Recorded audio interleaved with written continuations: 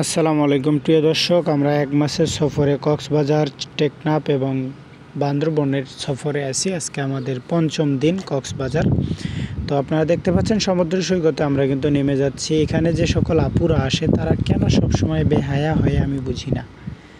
বেশিরভাগ আপুরা কী কারণে সবসময় সাদা জামা কাপড় পরে আসে আমি বুঝি না, এবং তারা এটাও খেয়াল করে না যে তাদের জামার নিচে যে জিনিসটা তারা পরে তারা সেটা সবাই দেখে, এবং তারা পানিতে যেভাবে লাফালাফি করে এটা তাদের জন্য কতটুকু আনন্দদায়ক আমি মনে করি।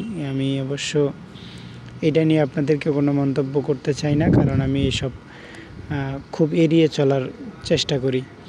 তো দ্বিতীয় কথা হচ্ছে, কক্সবাজার যারা আসেন যে সকল আপুরা, তাদের ভিতরে সবসময় অভদ্র মেয়েগুলো কেন বেশি আসে, ভদ্র আপুরা কেন আসে না? আর দ্বিতীয় কথা, যে সকল আন্টিরা আসেন তাদেরকে বাচ্চাদেরকে নিয়ে কিংবা তাদের মেয়েদেরকে নিয়ে, সেই সব জুয়ান মেয়েরা কী কারণে সব সময় বাপ মায়ের সাথে আসলেও তারা গেঞ্জি পরে আসে, এবং তাদের বয়স হয়েছে, তারা যথেষ্ট অ্যাটাল, অথচ তারপরেও তারা কেমন গেঞ্জি পরে আসে সব সময়। সেই গেঞ্জিগুলো সাদাই কেন হওয়া লাগবে? আমার এই বিষয়টা নিয়ে খুব বেশি আপত্তি।